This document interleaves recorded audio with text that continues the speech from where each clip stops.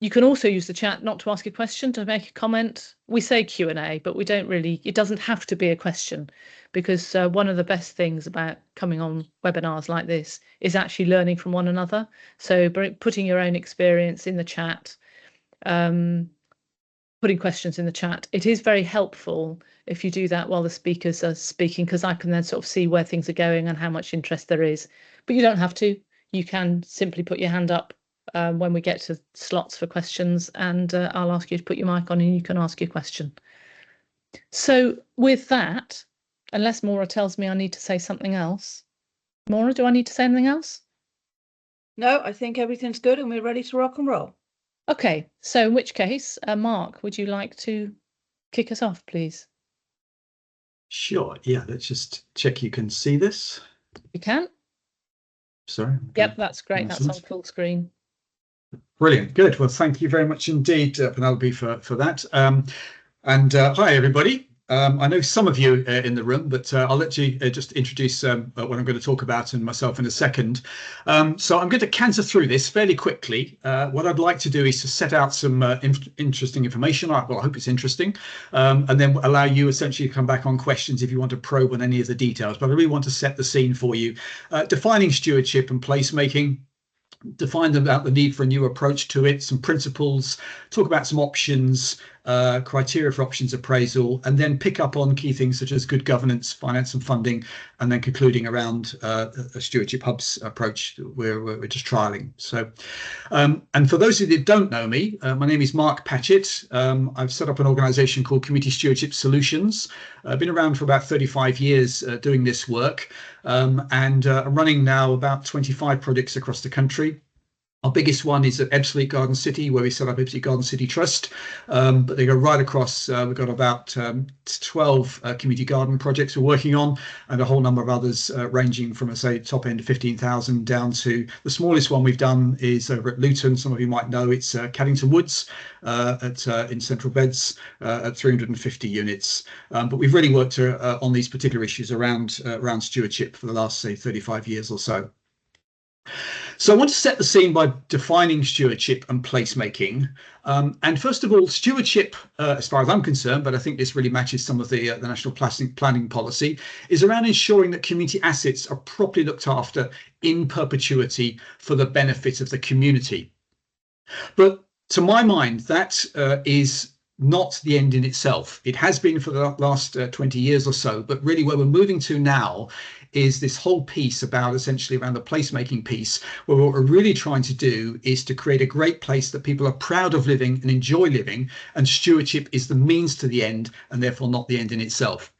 And that means that we need to be committing to early and ongoing community and people development to build that healthy, happy, thriving community.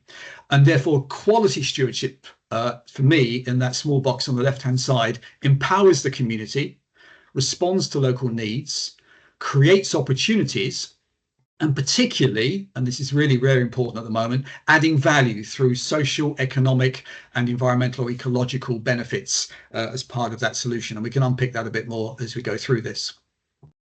Now, the approach we always take in preparing a stewardship strategy is really starting with the roles and responsibilities. And to me, they fall into those two categories. So looking at the left-hand side, really about community assets. So that's things like the parks, the public realm, play areas, community centres, and other opportunities like food growing and so on. But what we do is actually subdivide them into strategic assets and neighbourhood assets. And the reason we do that is because, and we'll talk later about funding, that actually it's quite legitimate, I think, if there is to be a service charge, for that to be focused around neighbourhood assets. But strategic assets, because they've got many other people using them, often surrounding communities coming, it's really unfair and often creates a lot of conflict if you have just the residents paying a service charge also paying for those strategic assets. The other interesting one I want to pick up on here is the middle of that box there is around roads and cycle paths and so on. Certainly from my experience, I'm seeing now a lot of pushback from counties on secondary and tertiary roads. Clearly the primary roads need to be adopted, but the secondary and tertiary roads often now going into management company or stewardship arrangements, and really important part of the mix, and clearly has implications on the finance. And on the right-hand side is just a summary of those things that I think make up that whole placemaking piece, starting with outreach and engagement, all around communication, arts and culture, leading through community development, but also picking up on work, training skills, economic development, and so on. And even a couple we've got, sustainable transport. I mentioned the one we had at Luton, at Caddington Woods, where there we're putting over £100,000 a year directly commissioned bus services funded by that stewardship vehicle. And we've got the same thing about to happen down at Wisley and Guildford, where we'll be directly commissioning and sorting the transport piece. Now, my view is, and I'm being fairly contentious here, but I believe a new approach to stewardship is needed. And my gut feeling is that's part of the reason why many of you are on this call, because we recognise that stewardship has rapidly moved up the agenda. So first of all, it's public open space and public realm management has evolved a lot over the last 20 years. We've seen recent trends in design, but also other complexities, particularly around SUDs, but also the 30-year BNG liability, which is a major thing for developers as well as local authorities. And I'm saying this myself, that top right box, I believe that the RMC's resident management companies, as a traditional model being used the last 20 years, have really had their day. And I think the CMA, Competition Markets Authority, has really put that I would like to say the last nail in the coffin, but certainly some of those nails in, as recognising that the market failures, we've got to see some change. And certainly all my evidence is the local LPAs, county councils, Homes England and other bodies are now actively looking for alternative options to drive good stewardship. And therefore, all of these stakeholders need to come together in order to reach those particular solutions. The principles I want to set out for all of you, I think, are really 6. I think it's all about safeguarding community assets and any associated endowments if there's funding to go with it, ensuring public access and benefit. And you'll notice I deliberately use the word public there. In other words, this isn't just about the members that come from those respective developments. About sustainability, need to see stakeholder participation from developers and local authorities, accountability, and also creating opportunities and programs and activities to improve that whole health and well-being, that whole placemaking piece that I started with in the definition. And therefore, and I want to set out for you 6, I think, requirements of any quality stewardship strategy.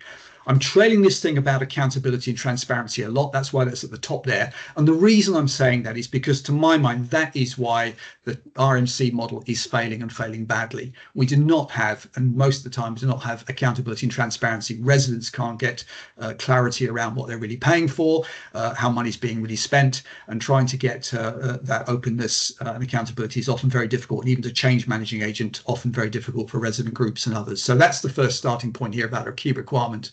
But also we do have to offer homeowners protection and value and deliver best principles. Clearly, it must be affordable for the house builders as well as the local councils and the homeowners.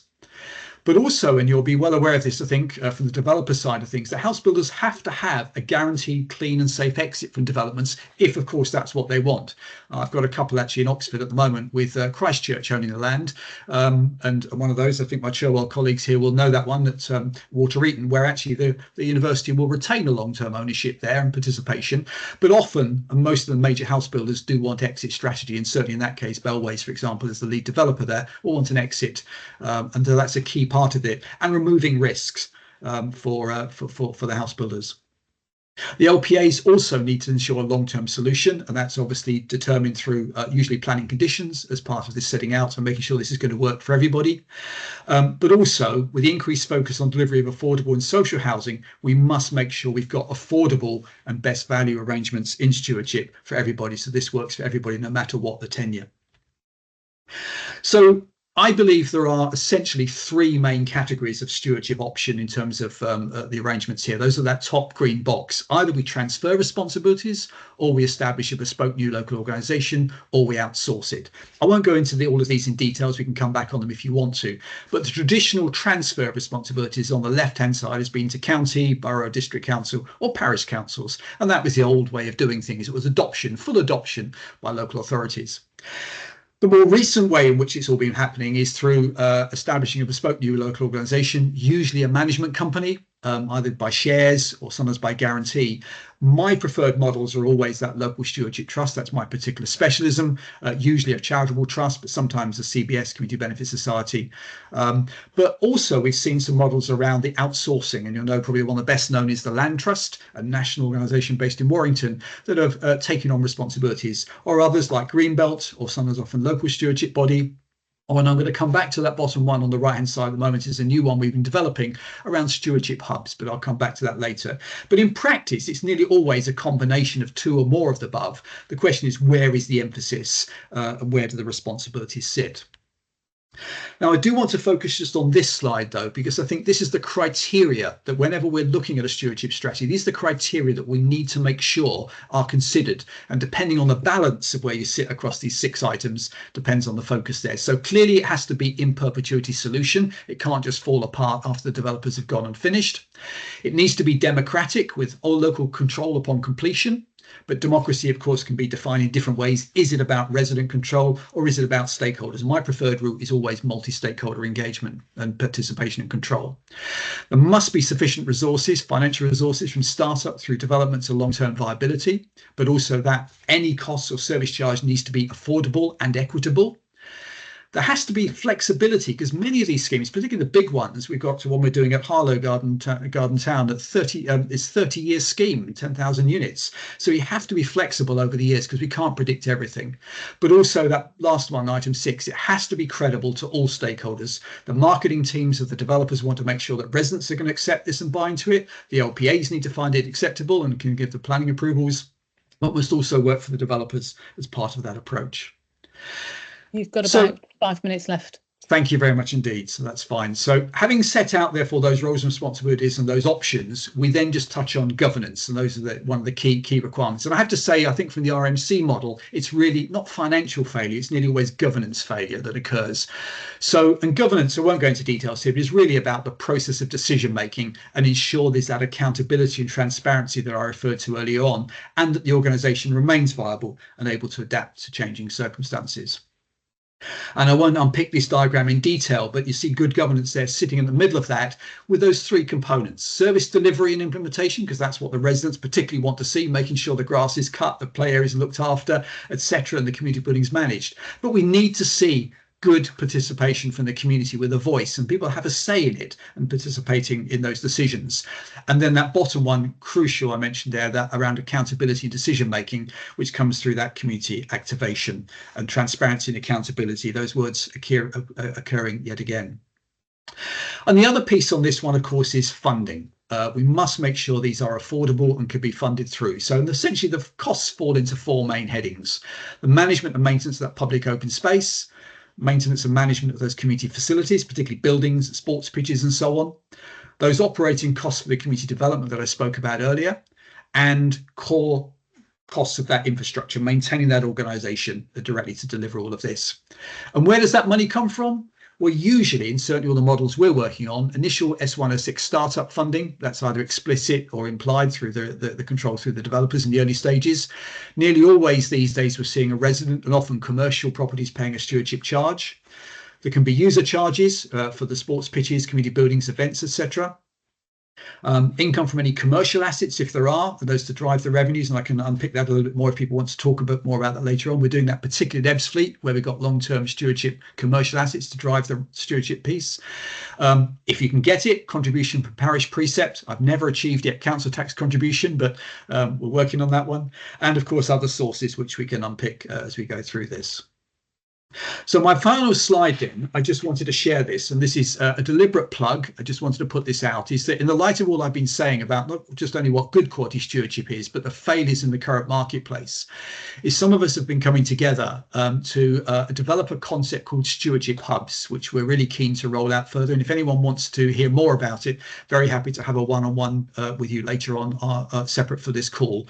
But essentially what we're saying is, especially the small and medium-sized sites, maybe from 50 units up to, let's say, 500 units, which don't have the benefit of the big schemes I was talking about earlier on, where really we need to make sure we get this quality stewardship bedded in, and it's not just a traditional resident management company model. And how do we also ensure we get that stewardship, so the placemaking piece as part of that?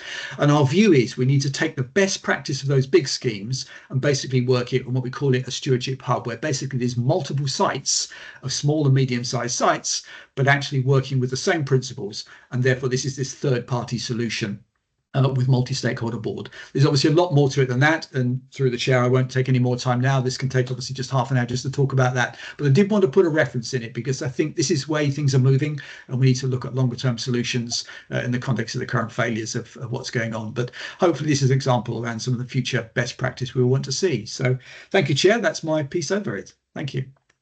Thank you very much, Mark. That was absolutely packed. We could actually have had 15 minutes on every single one of those slides. There's so much information there, and obviously you've got a huge amount of experience.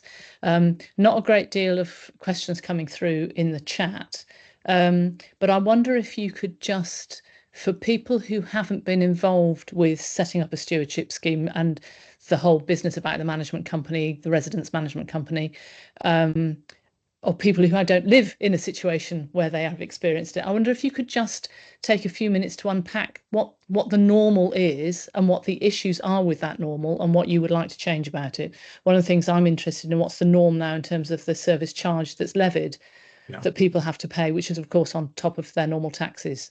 So okay, yes, it will. In summary, the normal at the moment, since the days of post-adoption, is that the developers have the responsibility to make sure that the public realm and the play areas and so on are looked after. And if the parish council or district council don't want to take them, what they essentially do is set up a management company. And the challenge starts right from the very beginning, because those developers set up that management company and they control it until full completion of the build out. Residents then sign their TP1 forms when they buy the houses or their properties, and they're automatically signing up to these things. Unfortunately, many of them are using cheap conveyancing methods, and so their lawyers don't bring the details to their attention. And they're so excited about the colour of their carpets and their new kitchen, they don't even think about it. And they also pay the first tranches of money when they're completing on their property. So sometimes it's a year or 2 years later before they get the first bill, and they go, what? Hold on, what's this about? So then they start getting the bills coming through, and that's the point at which some difficulties start to occur, because they don't fully understand what it's about. In the meantime, the developers frankly don't want to know the details of these things either. They've set it all up, and so they appoint a managing agent, and there are many of these managing agents across the country. Some are very good, some are absolutely appalling, and some of us might have seen that even Firstport, one of the biggest in the UK, has now been suspended for 3 months by their professional body. So the CMA, Competition Markets Authority, exposed a lot of this. If anyone's interested, it's an 88-page report. It makes great reading for those of us interested in this stuff, but really summarises the problems, and government have been asked to comment and feedback on it and basically introduce some legislation to sort it out. But the reason it's a particular challenge, Penelope, is because of this lack of accountability. The managing agent, basically, who's appointed by the developer, gets on and runs these things. And from our experience, even we've got one at the moment we're trying to do at Bishop's Stortford, we're trying to troubleshoot it for East Herts District Council, trying to get accountability from the managing agent in terms of what's these things for. You've said it costs 50,000 quid a year to cut the grass. Well, our evidence is it shouldn't be, because you're not there very often, all those kind of things. Trying to get explanation. And then if you've decided you've had enough of the managing agent, trying to get change is very, very difficult, because then they've got controlling all the money. They've got to get the reconciliation of the books. You've got to have often a large majority of people to agree to make that change, and so on. But the other big issue that occurs very often is that when the developer leaves, what they wish to do is obviously exit the route, and they usually put a letter out to all the members of the company, which is the residents, to say who wants to stand up and be a director. And very often they say nobody wants to do it, because it's a thankless task. You're doing it voluntarily and there's no money in it at all, and all you got is your neighbours complaining behind you about what's going on and why things weren't being done. So, and then the worst scenario occurs, then the managing agent becomes the directors, and so you get poacher and gamekeeper.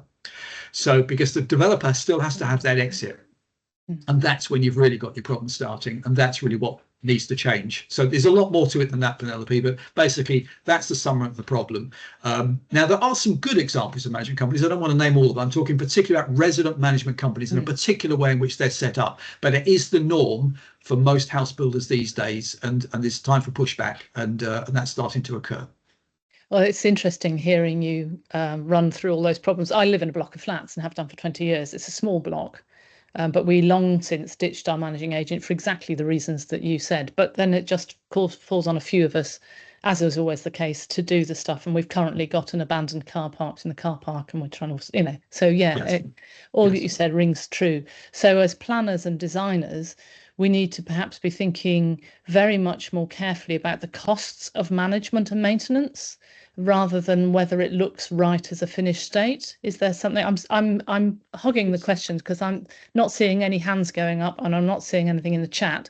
But as soon as there's a hand gone up, excellent. Would whoever's put your hand? Hang on, let me get my people slide up, then I'll be able to. No, I've just lost the right. Here we go. No, still haven't found your name. So can you say who you are and ask your question? Jenny Barker, I work for Oxford City Council, and one of the things that I think helped shift away from local authorities taking areas was they're concerned about the long-term liability, but also developers having to pay upfront quite substantial sums in commuted sums for that maintenance. And you mentioned in your slides that you were getting some Section 106 funding coming through on some of your schemes, and it would be really helpful if you could just outline what you're getting, on what basis, and what it's to cover. That'd be really helpful. Sure. Well, the first thing I want to say, Jenny, is that all the schemes I'm working on, I'm talking about other big schemes. So one very local to you might know is Bayswater, we're working on and supporting the 106 there. So on the big schemes, when you're talking a couple of thousand units upwards, then it's quite right and legitimate, and the developers recognise that essentially, and they're paying really for three things, really. They're paying, one, for the startup costs of this, if it's a quality stewardship solution. So the development costs, the registration costs, the startup costs literally to create it. They're secondly paying for the community development piece, and usually it's a separate Section 106 announcement. So with all respect, I dislike when you might have 50k for 2 years and that's it. And we saw one recently at Barton in Oxford where and it happens, and the worker then moves across or whatever and change. You really need to see long-term investment, and then it's picked up through the service charge. So it's actually pump priming community development, and then sustainable in the long term is a key part of it, not something that's here for 2 years and then disappears. And the third piece of it is really about the funding during this, what I call gap funding. Now, the preferred developer route, of course, is that when present company accepted, depending on who's on the call, and developers, but often the developer route is they would rather bring the infrastructure later. In other words, therefore, it minimises their costs. So your service charge builds up, and then you're able to pay for the play areas because they've come at the 200th or 300th occupation, etc. My preferred route always is that we get early infrastructure, paced, of course, but in the appropriate time, which means it's got to be subsidised for the first few years because there aren't enough residents to pay for it. So, and therefore, there's a cost of that. And sometimes this runs into millions if it's a long-term scheme. I won't quote numbers and others, but some of these Section 106 agreements are in the public domain, and I can point you in the direction of some good ones if you wish to see them. But that's usually what's occurring on those large-scale sites. But the small-scale sites, generally, the local authorities aren't in tune with that, and they just let the developers, as a planning condition, get away with setting up whatever they wish to as a solution, and there's no 106 associated with it. But I'm hoping that's going to change. I really see we need to prioritise this. Great. We've got a question from Catherine Pierce in the chat. Catherine, you're welcome to put your mic on and ask it. And while I'm waiting to see if you are able to do that, I'll carry on summarising it. It's a classic, and it's probably the one that everyone on the call is thinking about. You get a new housing estate with a new area of open space, and the planners are thinking that's an area of open space that serves a wider community, not just the new housing estate. But because it's funded through a service charge, the signs go up saying this is for residents of this estate, not for use for wider area. What's your perspective on that, Mark? Well, I'm very clear on that from my mind, is that in an ideal world, and I appreciate we don't live in it, but if we do live in the ideal world, I would have resident service charge paying for what I call the parochial public realm, the local children's play area that's only of interest to those immediate residents, and any larger scale assets such as big parks, sang areas, whatever, NEEPs maybe, are funded entirely through alternative income streams such as endowment or commercial assets that pay for it. I would compromise on a 50-50 arrangement. So in other words, you're saying to residents, you got the benefit of these big assets, you're right on your doorstep, you can use them, etc., and you're making a contribution, but you're not paying 100% for it. In other words, 50% of it in an ideal world. We've got one just going on at the moment at Wisley, actually at Guildford. That will come through, and what we've got is a really nice cafe area on the edge of a sang.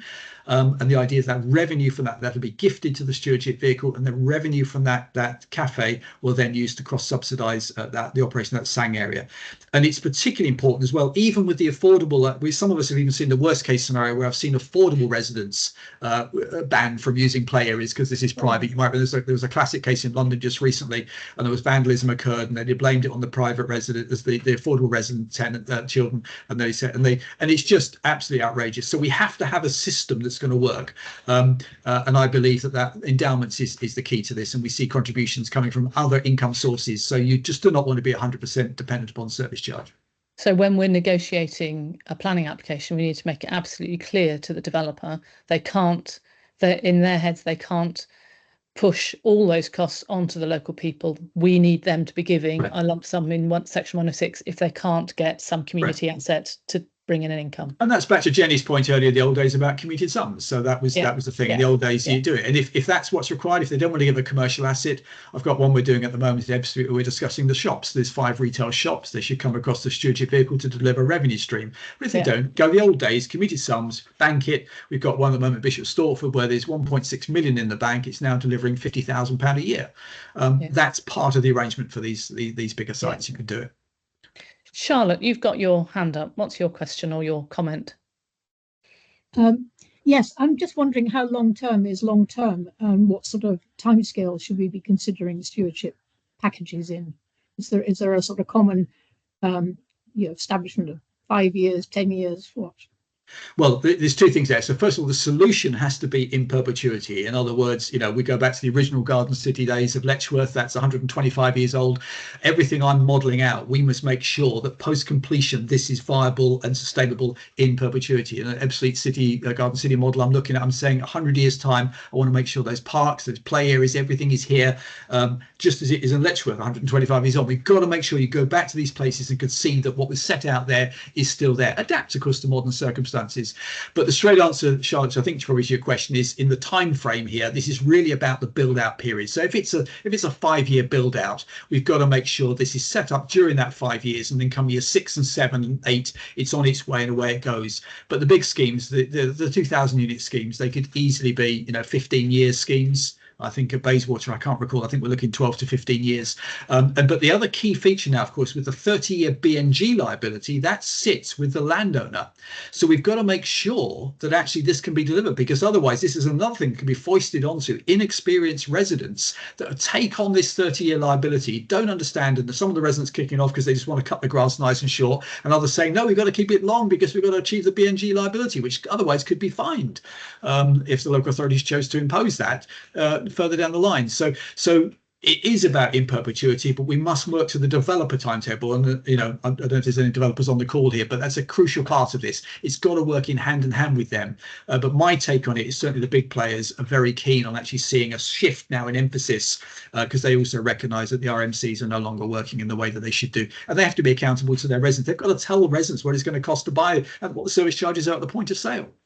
So they don't want egg on their face further down the line. So I hope that helps, Charlotte. Yeah, thank you.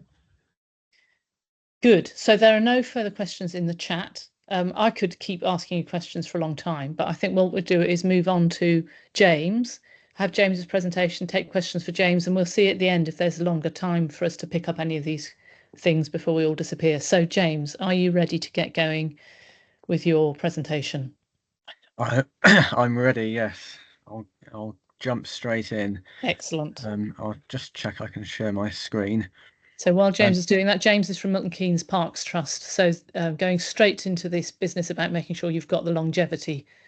So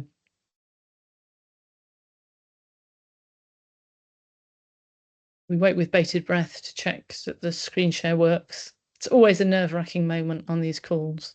Here we go. Is that looking Excellent. good? Yep. That's great. Brilliant. Right. If you see me on camera, I'm conscious it looks like I'm sat in a padded cell, but I'm actually in one of our little meeting pods in the office in Campbell Park, which is this building here. If you can see my mouse pointer.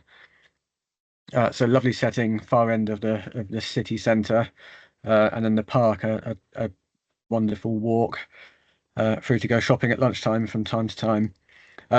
But just a quick introduction to myself. I'm James. I'm the head of landscape architecture at the Parks Trust, and I've worked for the charity for about 15 years, I think, this year.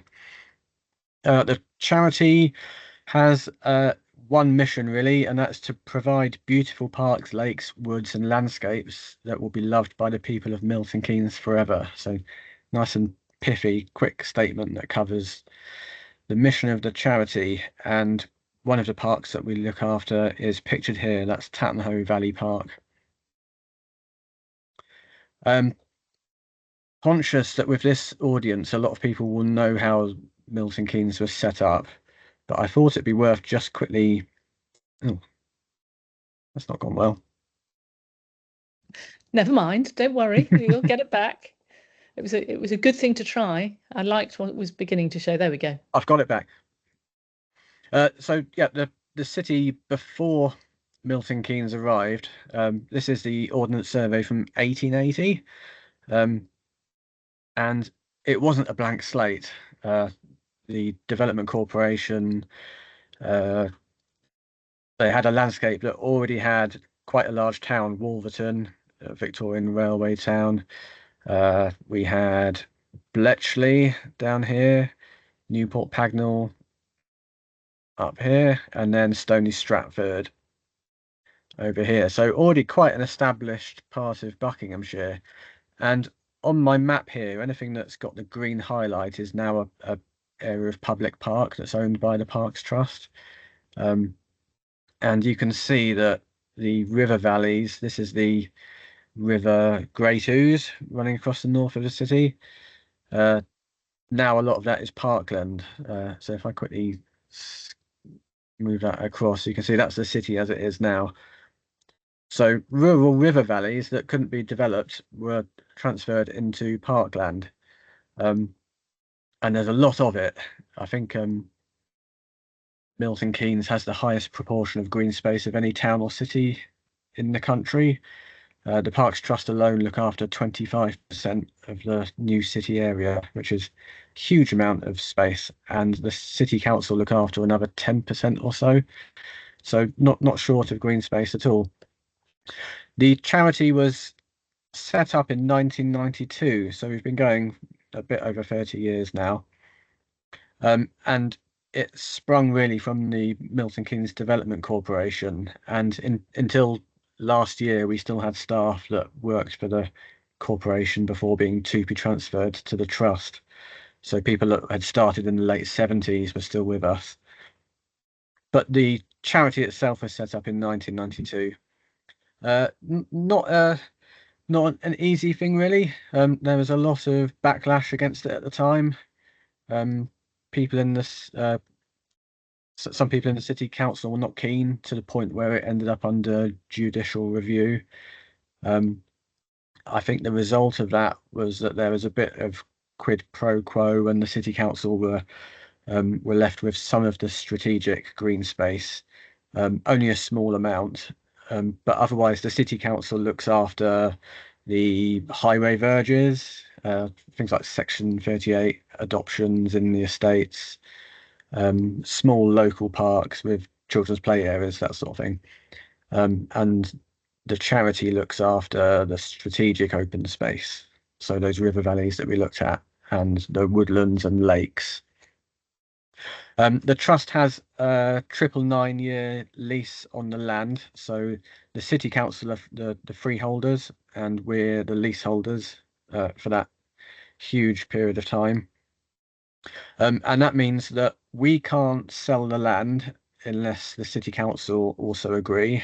And if we were to try and sell the land, we would have to hand an amount of the money back over. So that's not in our interest. Equally, the city council can't sell the land because it's leased to us. So it's got a sort of a double protection in that way. And we, at the time of establishment of the charity, we were transferred about 4,500 acres of land. That has increased since. But key to this presentation is we were handed £20 million in small amount of cash, but mainly commercial property.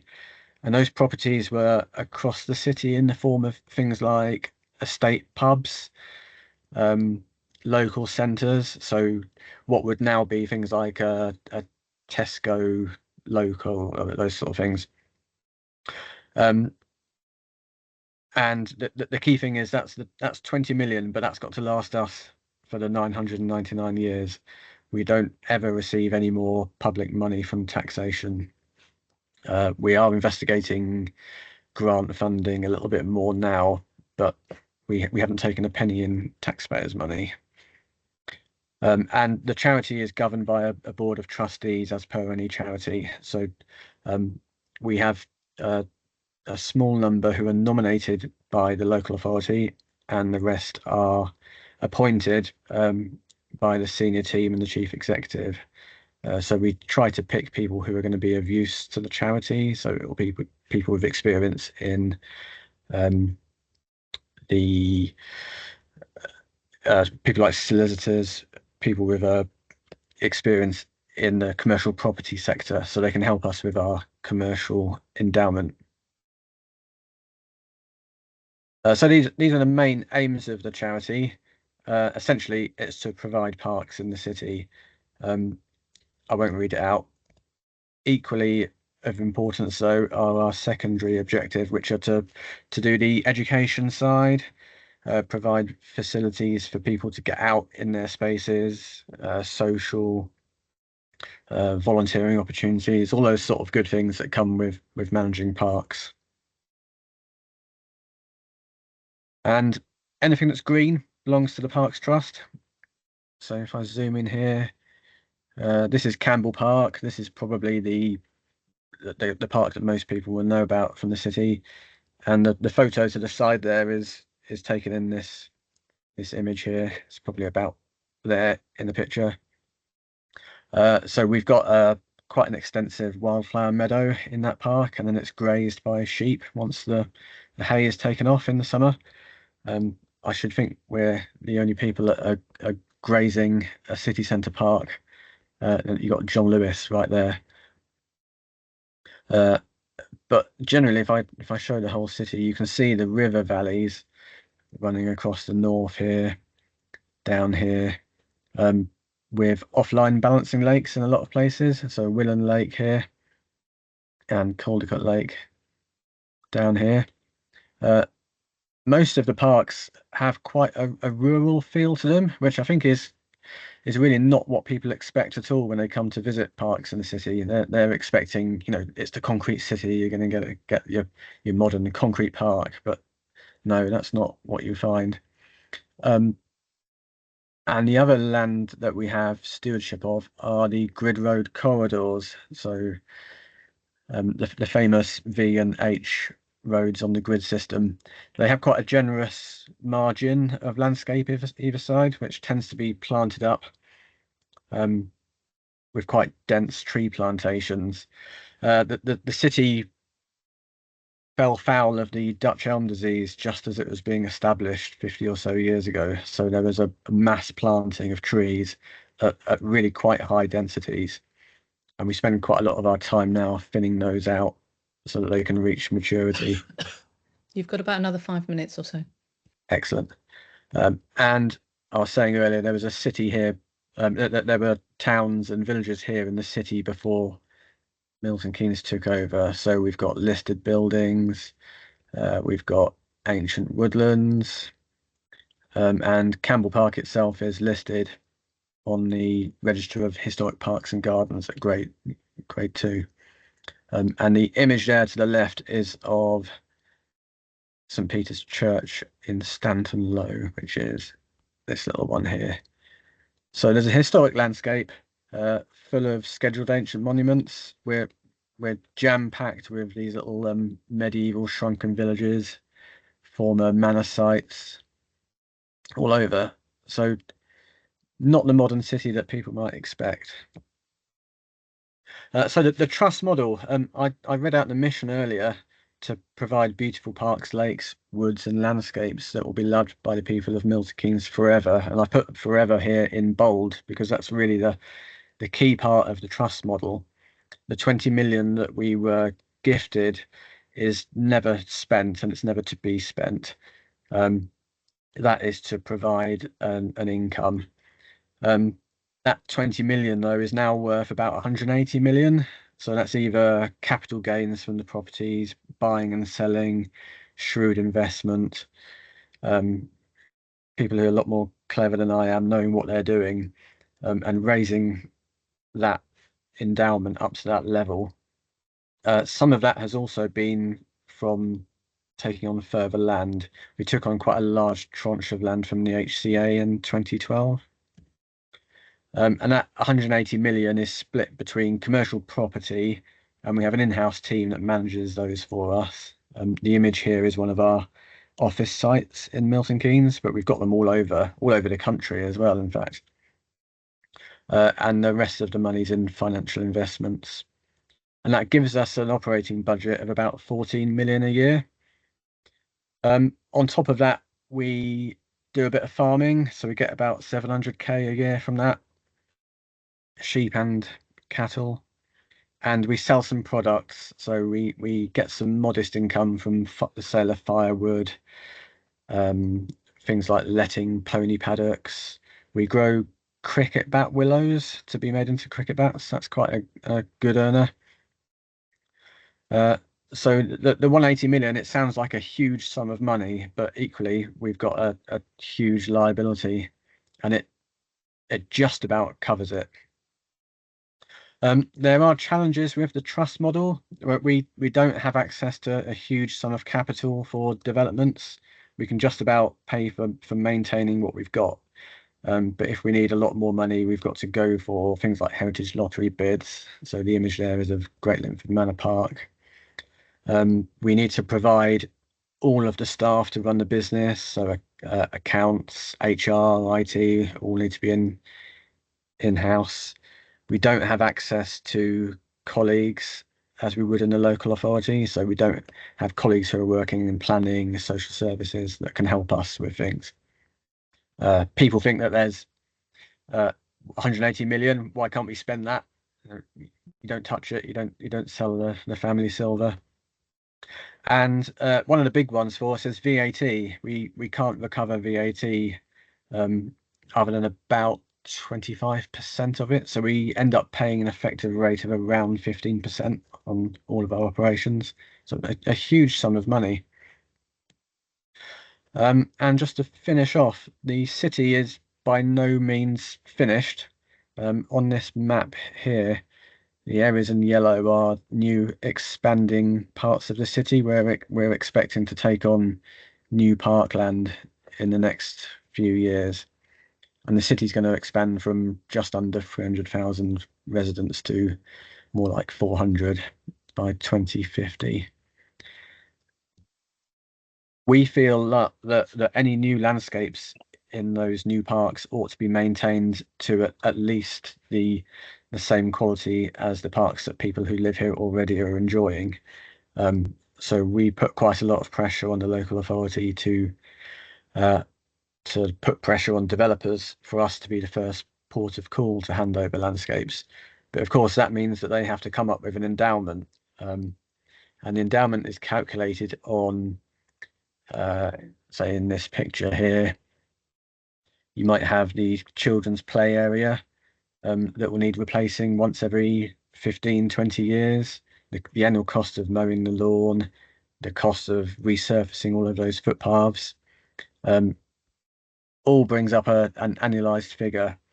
And we need an investment lump sum to give us a return of over 3.5%. So if you spin that around the other way, for every £1 per year that we're going to need to spend on it, we need about £28 as an endowment. So that soon racks up to huge sums of money. But developers do find it. This park here is Shearing Park in one of the expansion areas, handed to us last year with an endowment.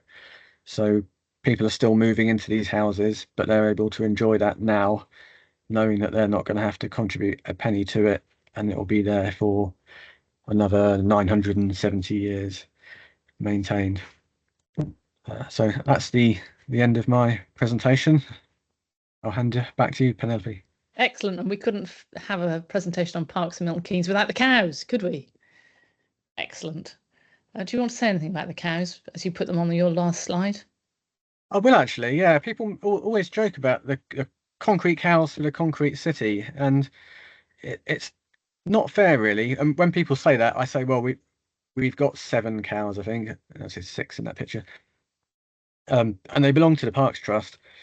But I say we've got 6, 7 concrete cows, but we've got about 450 real cattle grazing in the parks today. And they were supposed to be an analogy for the children who are moving out from dense areas of London to represent how they felt about the new city. And some of them hadn't seen cows before. Mm-hmm. So they were supposed to represent the wide open spaces and the rural feel of the city that those kids were experiencing, and it's been spun around a little bit to be, concrete cows, concrete city. So you can tell I've said that quite a few times before in presentations. We're very protective over our cows. Absolutely, and quite right too. They're an important part of the culture of Milton Keynes, whether you see them as positive or negative. They're a really important, iconic part of the story. That was a really fabulous presentation. I haven't got anything in the chat. I'm not seeing any hands going up. The thing that interests me is in the expansions that you were talking about, that you've got new areas coming forward. What's the incentive for a developer to give you an endowment? Is there an incentive over the more traditional ways of managing it that we heard from Mark earlier? I don't think there is an incentive. No, only knowing that it's. Is there a disincentive? Is it more likely that they would do the right thing? Most of us in planning have never got the experience of that kind of endowment, so we go down the management company route. And I'm just wondering, is there something we can take out of this that is actually more in the developer's interest than we might think, for them to follow that route and give an endowment and set up a charitable trust of your nature? Luckily, the Parks Trust has got a really good reputation locally. So, I'm not a developer, so I don't understand fully what their mindset would be. But I would imagine that there's a marketable element to that, knowing that they're going to have a landscape that's going to be nice forever and that they're not going to have to pay towards it. But equally, when a developer is weighing up either giving us multiple millions of pounds or setting up a management company that won't cost them anything like that, if anything, that's a really difficult sell. But we are achieving it with the help of our friends at the City Council, who are totally on board with us as the first port of call. But it can't be imposed on people, much as we would like it to be. Yeah, I must admit, this is going back some years, but when I was at Wickham District Council, we sort of struggled. There was an area that really needed to have an endowment, but the amount of money that was needed was just impossible to argue. And I was wondering if by some magic we'd got it wrong and you had a formula that allowed us to say, no, this isn't so difficult. Chris Kennett, hello, Chris, has put something in the chat. Chris, do you want to put your mic on and ask it directly? Yes, I will do. Sorry, I'm a little bit in the dark because the sun was coming through the window. I'm working for Buckinghamshire Council, and We have large housing areas that are outside of the border with Milton Keynes, which to local residents will perhaps read as part of the city, although politically that's not a very good thing to say. But I'm just curious that whether the trust has got a wider remit than just the geography of Milton Keynes as the jurisdiction that it is. Yes, to a point, yeah. The charitable objects say it's for Milton Keynes and environs, and environs isn't defined in there. So we take that to mean the new city area. So we're not talking about going out into sort of towards Oney and those satellite towns and villages. But if it's part of the expansion of what you might call the city, then we feel it is our remit, and we'll have a chat with anybody about that. Okay, that's good to know. Good. So there's a path for you, Chris, to see if we can get some Buckinghamshire land managed under the trust. Any more questions or thoughts or comments from anyone? No. Well, then, in which case, let's move on to our final speaker today, which is Michael, who is going to just speak to us without slides, and I'm really looking forward to this. So over to you, Michael. Yep.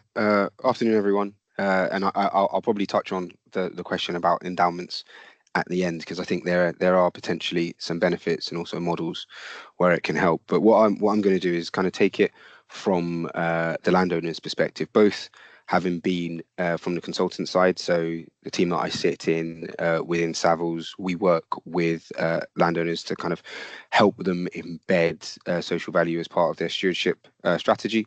And then I'm also lucky enough, having worked for what I believe is still currently the largest landowner in the UK. I used to work for the Crown Estate. So the stewardship concept was very much embedded within the operations of the organisation, based on the fact that the way the sovereign grant operated, but also thinking about how they could play a role in the rest of the nation. So I think the way stewardship is often seen is both in the way it's been described today, but also from a landowner's perspective, like the responsibility that they have for their land. So James has actually touched on quite a few of those concepts, whereby they're a steward of something that has either been given to them for many years. So in my old employer's case, thousands of years. In some cases, hundreds, and in other cases, literally, last 50 or 60 in terms of private landowners. So the case for them in terms of where we found the benefits to be, particularly now where we're starting to see the conversation, both from local councils and from local people, about you own this land, you've been around for periods of time. What is the benefit that local people are getting from this? So this is something that seems to be coming up more and more outside of management trusts, whereby, as we often say in my team, Google is now becoming people's best friend. And there's an understanding that your council or your local council doesn't own everything that you have from a land perspective. And therefore, from a planning perspective, when you're thinking about expanding on those types of things, it's always beneficial to be able to talk about the stewardship activities that you have done historically or in the short term that you have benefited local people. So that might be, as kind of James has touched on, things that you've done in terms of parks and public realm. But now the evolution has now gone to this kind of social value piece, which my team kind of sit within, where they're able to actively talk about some of the benefits that they're actually bringing to the local community and communities that they're part of, whereby when you might be potentially going for an additional planning application, you're able to then say, okay, this farm shop that we run that and have done for many years that employs local people that are neurodiverse, for example, if we were able to extend our land, we might be able to extend that farm shop, as opposed to what seems to sometimes happen where there's been a disconnect, where these organizations and landowners go for planning and suddenly local people then pop up and say, who are you? First and foremost. Secondly, I didn't know that you owned the land that I lived on, or significant amounts of the land that you lived on. Thirdly, how did that come out to be? And fourthly, why? And what's my benefit from that? In a way that I think a developer doesn't necessarily have to go through, because a developer is often coming into an area and explaining what it wants to do to be able to be part of an area. And in that actual fact, in the same way, the landowner is still, in essence, a developer if they want to extend their land. So we often look at it from that angle in terms of the ways that can be done. And the social value lever allows you to start talking and being more honest about the types of activities that you're bringing, as opposed to it potentially being things like what we would say is, public affairs and crisis management, whereby you're waiting for local people to start asking what's happening here, as opposed to sort of actively talking about it. And we've definitely seen a change. I would say maybe in the last 5 years, there's been a change among some of the larger estates, particularly the great estates, in terms of stuff like that, and some of the smaller landowners, because they're seeing the benefits of being able to talk up what they've historically done in an area, but also just, we put it down to just British sensibilities. We are a culture of people that better said nothing than stiff upper lip, don't want people to know what's happening because it means it opens us out to questions. But I think now, because there are opportunities for people to ask those questions without you having to put your head above the parapet, it's better to kind of get ahead of it. The benefits are quite vast. So within our team, we often also talk about the potential that there's commercial benefits to some of these landowners depending on what model that they operate. So one of the things that I often talk to some of our rural clients about, and also used to speak to some of my old colleagues about, is that there's a massive opportunity now, potentially, if you are operating around rural land and you're stewarding it in the right way. There's an opportunity, one, in terms of the people that might live there already. It means that they're more inclined to want to stay, and therefore you can bring people in. So there's a very famous estate called the Cowdrey Estate in Scotland, which operates a very similar model, where they've started to really build out their stewardship model, as opposed to just offering out land and places to live. They've now got programs like a chat and a pint, where they invite people in to kind of talk about their mental health and well-being. They run intergenerational activities now, because they understand that not only is that beneficial to the people that live there, but it could be the USP that they then have from a stewardship perspective, why someone maybe could pick their estate over something else. And it also might be beneficial when they're having conversations with their local councils. And then the second piece is also, there's a benefit in terms of when you're trying to bring people in. So the way that we kind of look at the overarching social values, stewardship, asset management model is what we call through the lens of the 4 pillars of people, which aptly named by the director of our team and also within the sector. And the 4 pillars of people is the kind of way to look at social value and stewardship, about when you're looking at an asset, a piece of land, how you can consider how you can steward that land and also make it beneficial. So the first 2 pillars are, in essence, where we kind of always look at in terms of real estate or urban design or development. So people that live there, people that work there. That's kind of your general sense. If you ever have to do any level of consultation, you're looking at who lives there and who works there. Where we think the real benefits to landowners in terms of a stewardship perspective is in the 3rd and 4th pillars, which are the people that are traveling through those areas. So there's a prime example for some of the rural landowners. What are those individuals that people are driving through their land? How might you engage them? How might you be able to actually think about stewarding that land and being able to bring them further in? And then the 4th, which I think there's a particular benefit to landowners, and we're starting to see more and more, where they are really pushing that stewardship sense, where they're feeling a sense of belonging, is the piece around those that would otherwise never go there. So if I think about my old employers and some of the rural land that they own, or even Windsor Great Park, there is a certain potential subset of people that will always go to Windsor Great Park once a year. I am one of those individuals. I've got a National Trust membership. I like going once a year. But from a commercial sense, and just also from a stewardship sense, what about if I started to think about it as a piece of land that I owned, that maybe what are the ways that we could really almost like sweat the asset from a social impact and stewardship perspective that brings people in, that's therefore also beneficial? So that might be a program that you run with local schools in Slough, Hayes, Hounslow, places that are 10, 15 minutes away, but young people that otherwise might not come to the site, and start engaging them in concepts of the history of the organization, green jobs, green skills, land maintenance, those types of things that now mean that you're engaging different people who otherwise wouldn't come. They're then telling other people as well, and that's when how you can increase your footfall, spend on site and things like that. So we definitely operate in a way of, we do think there's actual and outright benefits for landowners in terms of the stewardship piece, not only from like a marketing perspective and a kind of brand perspective, but also in terms of the piece that it actually does bring benefits if you tie it directly into the social value piece.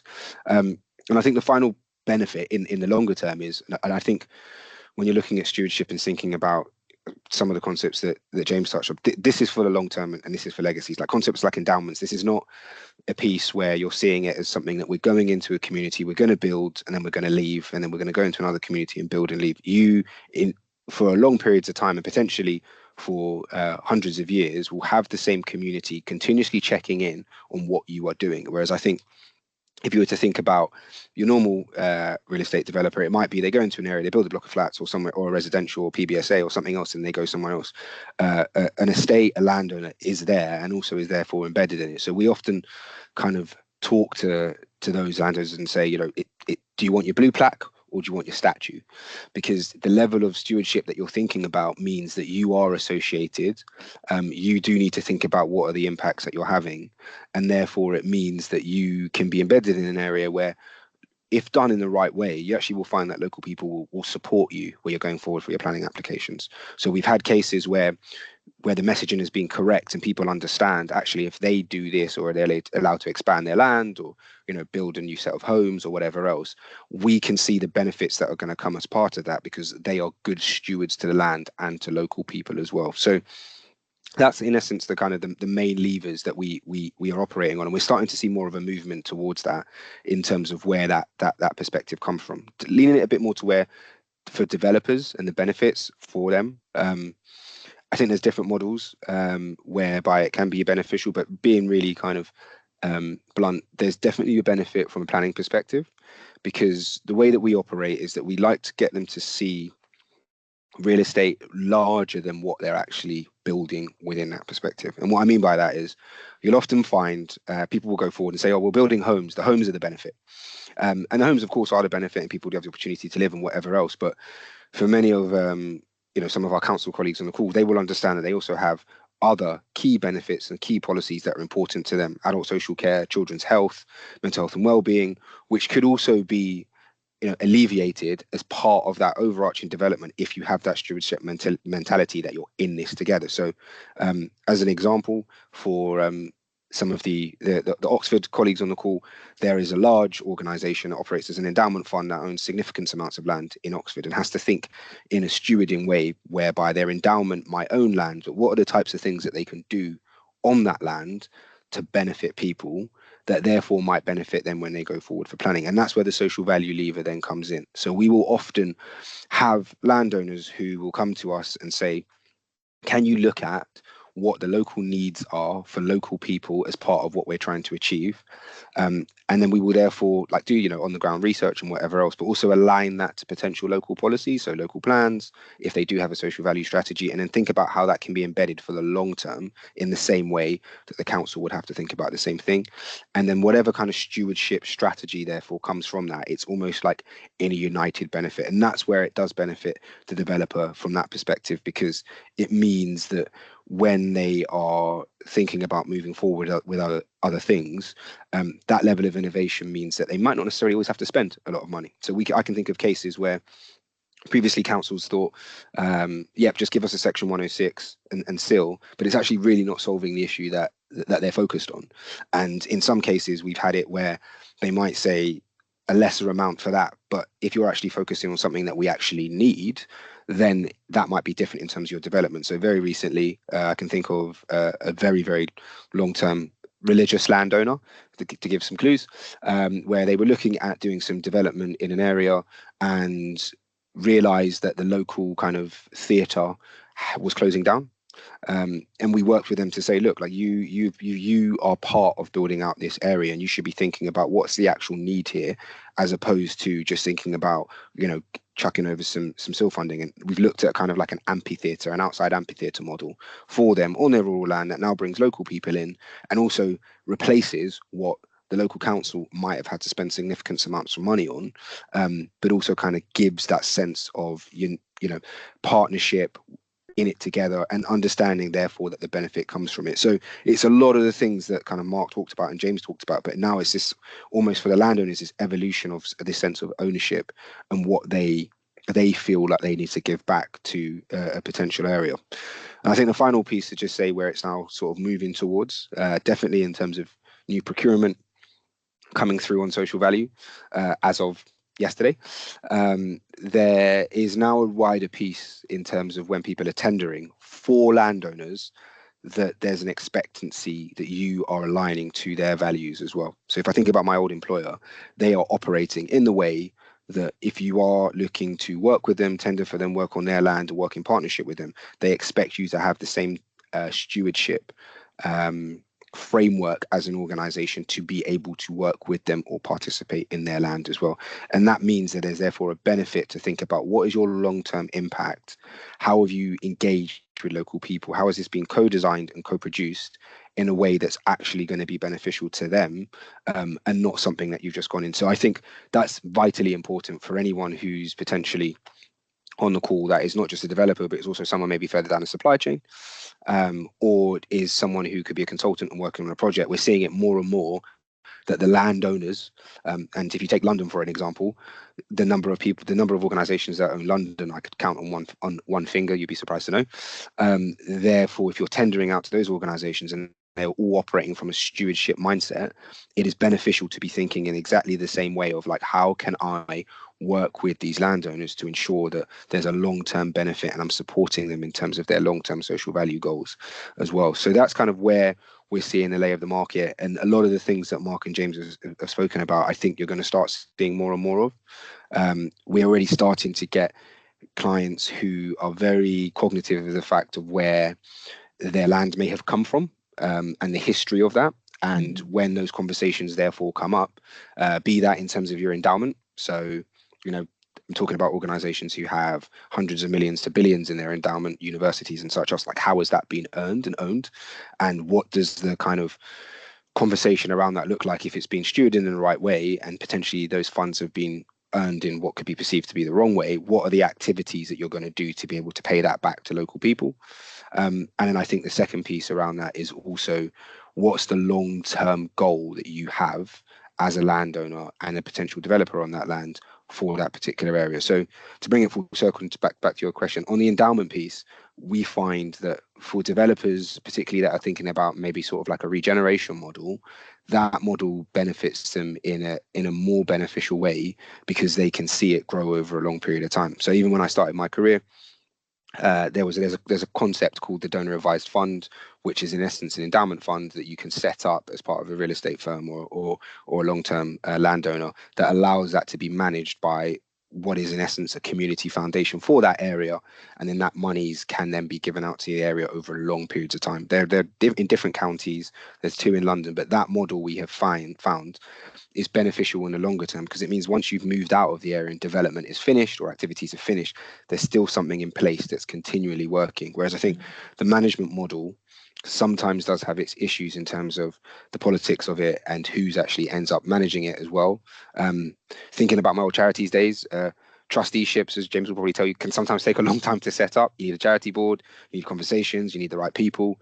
Whereas I think often the endowment fund, it not only is it beneficial to local people, but also the activities of stewardship can often benefit it as well and increase the value of it too. So I think that's the kind of overarching summary, just to wrap everything up. And I know I spoke about quite a few different concepts from a landowner and developer perspective, but I'm hopeful that was kind of helpful as a good summary to everybody on the call as well.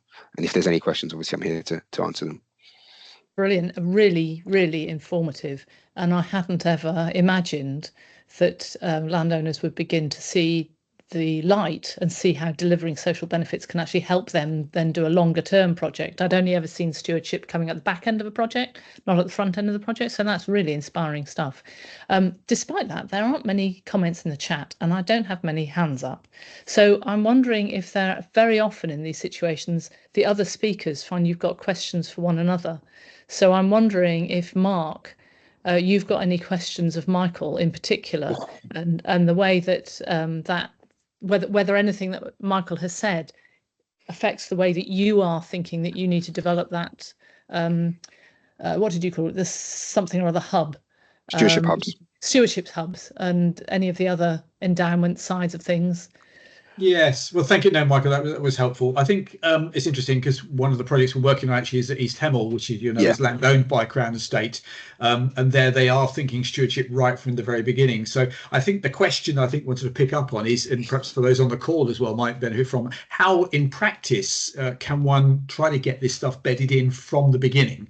The stewardship piece right from the beginning, rather than, as Penelope said, it's often coming as a planning condition later down the line. What would be your advice and recommendation to anyone on the call to how to get this in? So we operate as a concept literally from sort of like site acquisition type of stage. So it can be thought of right from the beginning about what we'd like to do here. So if it's obviously your own land, it would be the stage where you're looking at to find the site, and then embedding that throughout the whole framework and tender process. So Hemel was a prime example. Is something that I was lucky enough to work on. The considerations from the beginning of the tender process by the Crown were about, if we are going to work with anybody, what is it that they're going to be able to do and deliver. The innovation was far more a focus, as you probably know, Mark. The innovation and the impact of what they were trying to achieve in East Hemel was actually far more a focus than any potential financial means. They actually really want to be able to change the lives of people there. So it's about right at the beginning, at the tender stage, asking the right questions of what are you going to be able to bring to the project, and what are the types of things that you are aiming to deliver. And then I think at the planning stage, because again, whether we like it or not, and it might change, social value isn't something, depending on what authority you're working with, is always at the top of the agenda. And that's why a lot of the time, that's why I like stewardship, because, and I actually had a conversation with a colleague about this yesterday, the social value piece is often ingrained in procurement, and then that's where the consideration comes at such a later stage, whereas stewardship, social impact, whatever other language you want to use, is right at the front end about what are the activities that we can do to benefit people. And it also doesn't wait until planning, and I think that's the other thing to think about as a lever.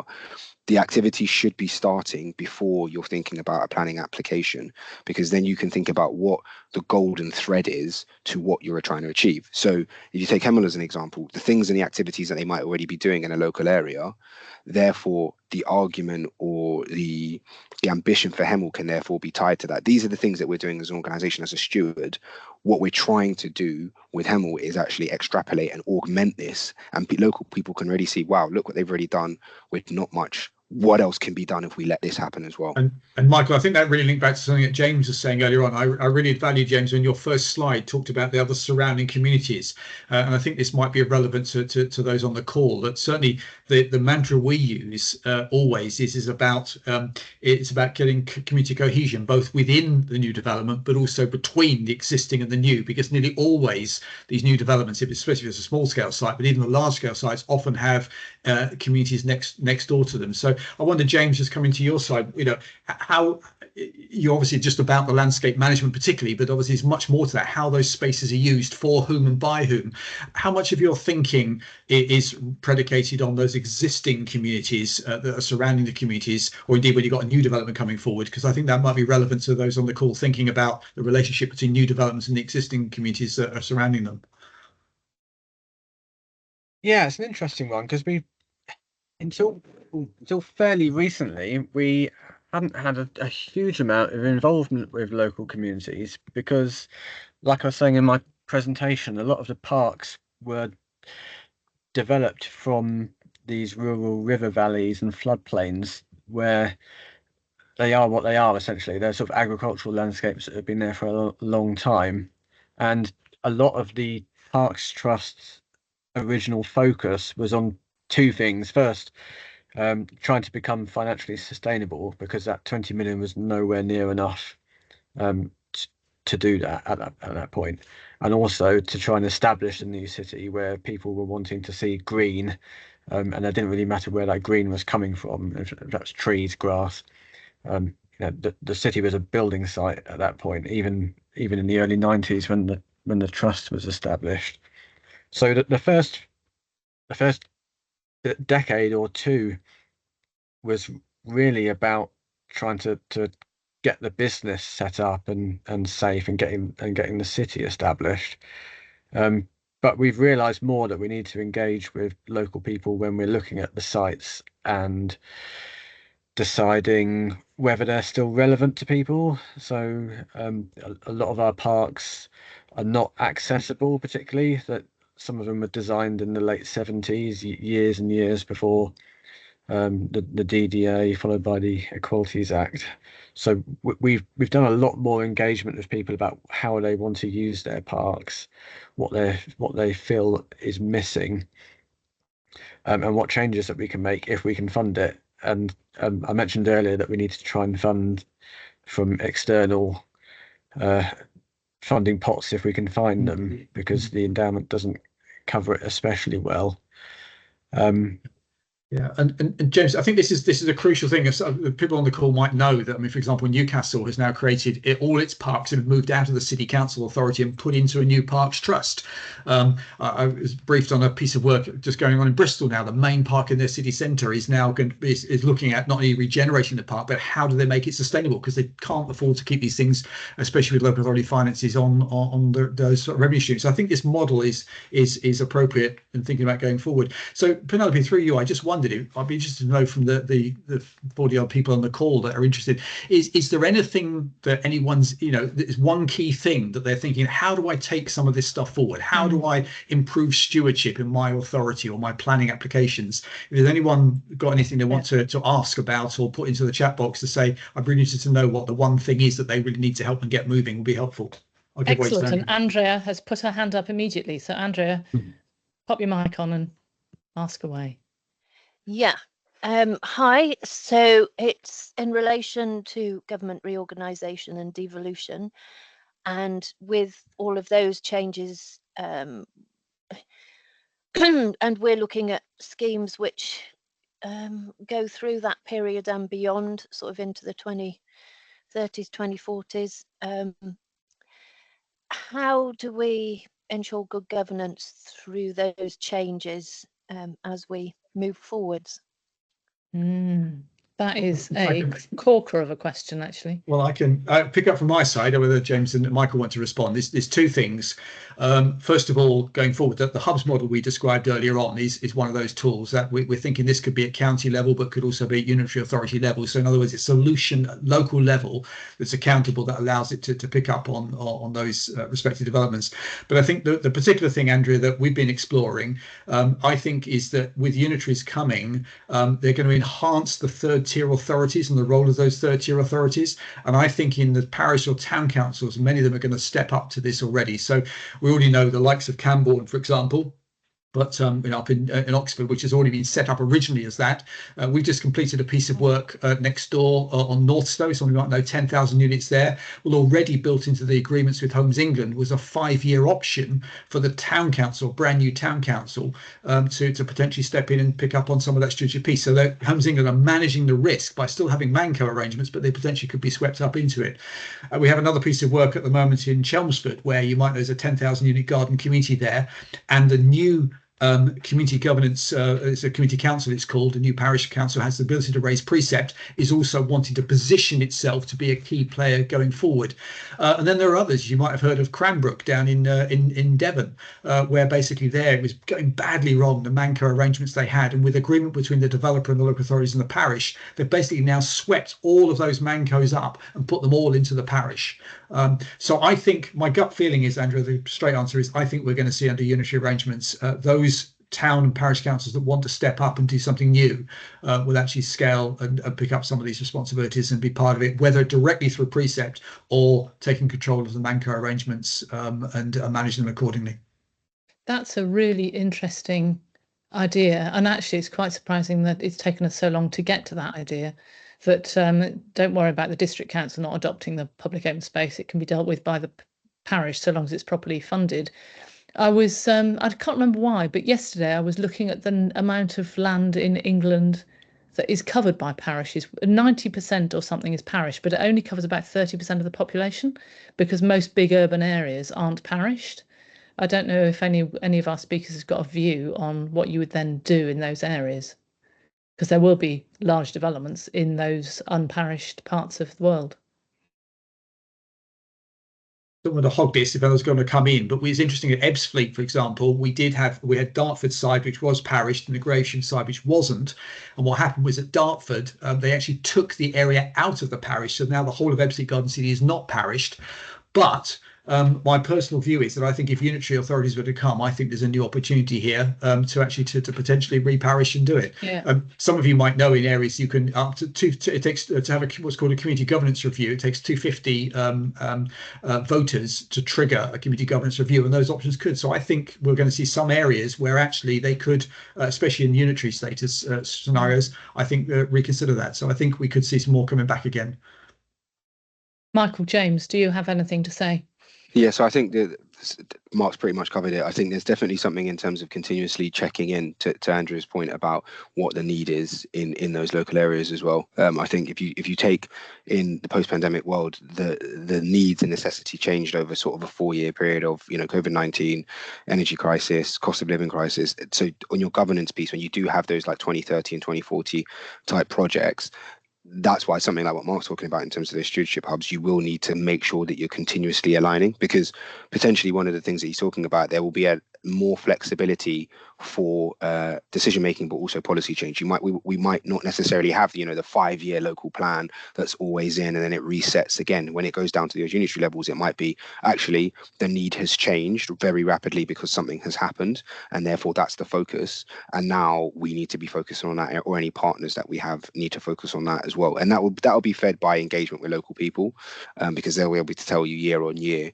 what their needs are, but also bringing them in. So stewardship hubs, youth councils, anything that's going to engage people to be able to feel like they're empowered is always going to make it a lot easier. And then, yeah, to the point on the different landowners piece, what I would say, very interestingly, because I've seen the pros and the cons, is that just ensuring that when you are working with any of those parish councils from a governance perspective, you're actually getting the overarching benefit that local people are going to see as well. I've seen it particularly in the onshore and offshore wind sector, where by the nature of, you know, massive rural lands, they'll go to a parish council and say, yeah, what do you need? And the church roof gets fixed, and then they go to planning and they're really confused as to why local people don't want it, because they're saying, oh, we've done this, and local people then say, well, we haven't heard anything about it. Oh, well, didn't they tell you that we fixed the church roof? Well, actually, we're a coastal community, which is one of the most deprived communities in the UK. Great that the church roof's been fixed, but we could have done with this, that, and the third. I think there's definitely a consideration around that, because I do think that the evolution piece is going to come, and therefore it means that there will be more power in the hands of individuals, which I think, you know, it will bring benefits and some negatives, but just that piece from the developer side, making sure that you're actually in essence getting your social return on investment, because I've seen it so many times. Worst feeling, they spent a significant amount of money, set up a fund, done loads of stuff with the parish council or individuals there, and then in fact they actually get no benefit from it because it wasn't aligned to local need. Yeah. So we come right back to one of the core ongoing issues in anything to do with planning and design, which is engaging the community and properly engaging the community and having a conversation that doesn't immediately flip into opposition before you can actually have that first conversation about what do they need and what can the development bring for them. Now, anyone else got any more questions in our audience of 45 people? Let's just give it a minute. I've got one for James if no one's got one. Okay. Yeah. And maybe also Mark as well, and anyone else in the room. I'm really intrigued to get an understanding of like how much you as an organization are talking about yourself almost as a separate entity in terms of like what you're doing and the benefits. So at the very beginning of this, you know, you use your slides to show the history of the organization and whatever else. When you're doing your engagement, are you doing exactly the same? And the reason why I ask is just the knowledge that you'll be surprised that your average person will have of development and real estate is significantly small. So just being able to talk about what you are as an organization can be beneficial to you, but also might also help local councils. So to bring it to life before I finish, there was a period of time where I was a head of service at Kensington and Chelsea Council, but most of our residents did not know that Cadogan owned half the borough, as a prime example. So we'd often get complaints about, why have you not fixed this green space in Chelsea or Knightsbridge, etc., etc. And they didn't understand that there's in fact another steward who owns large portions of it that we actually have no impact on. And we often used to have conversations about them, you know, talking about their brand a lot more, their existence, what they're doing. Like, are you going out now and actually speaking about yourselves as an organization, or is it still quite almost, you know, I don't want to, secretive is the wrong word, but just being a bit more careful? No, the opposite really. It's always been really big on our agenda to get ourselves out there and get us known, with a limited amount of success, to be honest, because we like to think, oh, we're doing a brilliant job and people like it, but of course people should expect their green spaces to be good quality. And I think if you live in Milton Keynes, you're used to that because we've been here for nearly 35 years now. But we do like people to know that it's the trust that looks after their space, so that we can take complaints, or we can engage with people through notice boards and things like that. So we try and have signage at the entrance to all of our parks, which is probably about 1,000 entrances across the city. But there's a sign that says who looks after their open space, and how they can get in touch with them. And that's almost like a brand in a way. You know that when you see that green sign, you're gonna see some good quality. You're not going to see litter. If you do see litter, you know who you're going to have to speak to about it. But it's always been a difficult sell, and frankly, I think people don't really care who looks after the space as long as it's good. But I think we can live with James, that's probably a lead into, I think, the wider point I think Michael was making from our evidence is massive confusion out there. People do not understand the demarcation between a district council, a parish council, the managing agent of the Manco, and very often on the big scheme developments, you've got 2 tiers of Mancos as well. So you've got sub-parcel Mancos, a main Manco, and then Penelope was referring earlier on to the block management company as well. Aside of who's delivering on health, or why haven't the ICB delivered on the healthcare provision? Well, because it's a completely separate organisation to the local authorities, etc., aside of schools and so on. So I think it's a real confusion out there, and certainly at Ebbsfleet we're just trying to draft actually a piece of document. It's already 4 pages long, just trying to explain to people the difference between these different players and how it works. So I think there's a lot of work to be done there, Michael, to try and get this message out there to empower people, because they can only be empowered and have a say in it when they understand who the decision makers are. Yeah, and that's not just, as you said, it's not just a stewardship or a non-council stewardship problem. As you just said, people don't get the difference between parish and district and county and all the rest of it. And it's in one way, well, why should they? As James was just saying, people just expect these things to be fixed, and they don't have to expect to have to phone up someone about the pothole or the litter in the park or whatever it is. And it's someone else's problem. It's not my problem. I shouldn't need to get involved. So we're back to community engagement again, aren't we? So anyone else on the call got any more questions? Because we didn't have one of our speakers, so we've got lots of time if we need it. Not that we're going to hang around for the sake of it, but just want to make sure there's no one who's wondering whether to ask a question. So I'm just giving you a bit of time to faff with your mouse and put your hand up or take yourself off mute. I'm not seeing anything, and I'm not seeing any questions in the chat. So I'm just going to ask the panelists whether you've got any last questions for one another, or any last things that you would like to say in the light of hearing one another and what our audience has had to say. James.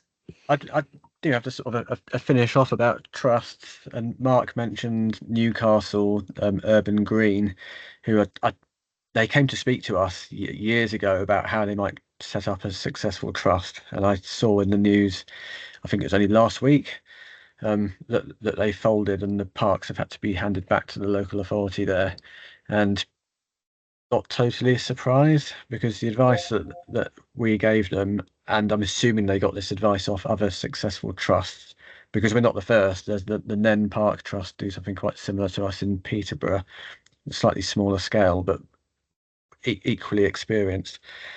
And the advice we give is, if you're going to do it, you have to do it 100%. You can't, there can be no half measures. You can't be half local authority and half a trust. It's either one or the other. There's also a tendency for people to want to have some level of community benefit that goes along with the asset. The assets are there for income generation. So we were originally given these pubs and local centres in Milton Keynes, but we sold a lot of them because pubs are not a good money-making thing. That was quite prescient of people. They were sold almost straight away. And we now own student digs in Glasgow and all sorts of things. So we can't be precious about trying to keep the money in the city. People come to say that they can't pay their rent this month, and if it's a local business and you're still tied partly to the public realm, do you let them get away with that? So it has to be a business that is there 100% to do this. And myself, former chief executive, a couple of other colleagues have spoken about the trust model at various seminars to different audiences over the years, and it's almost always when it's a parks audience, so park managers, people who are members of the park forum, organisations like that, are always the most cynical audience about a parks trust model, which I found bizarre at first, but I've come to realise that a lot of the time people feel like there's a level of protection from being in a local authority, and I think they worry that there won't be a place for them in an organisation if they were to try and investigate setting up a trust, that they would not be kept on, and that that someone would want to bring in a board of directors with external experience. So that's not the case at all, because the people that know how to run these businesses are already there working for local authorities. You just don't get the return on investment for decades. But once you get past that period, then the responsibility is there for 1,000 years if it's a lease of that length. We do have one more question from Andrea again. Andrea. Hi, yeah, I just thought I'd take the opportunity while there's all this experience in the room, and I'm going to ask for a key top tip off the top of your heads, really quick, but in terms of setting up governance and going forward with stewardship, give me one key top tip each, please. Excellent closing question. Right, so I won't pick on James to go first because he's just spoken. He can have a bit more time to think. Michael's smiling, so I'll go with you, Michael. Your top tip.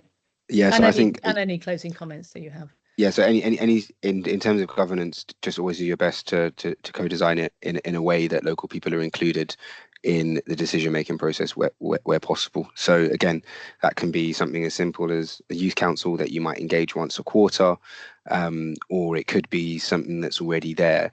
But if you have that kind of embedded in, it means that you can always look at community engagement done properly, but also if it's done well, they take a sense of equity as well. They feel like it's their area too, and therefore will also take care of it. So I think from the off, right at the beginning, thinking about what is the mechanism, the group, the council that you can set up that can almost be like a good advisor or a thinking partner or a happy friend, as we sometimes call it, that can help any kind of stewardship that you're planning.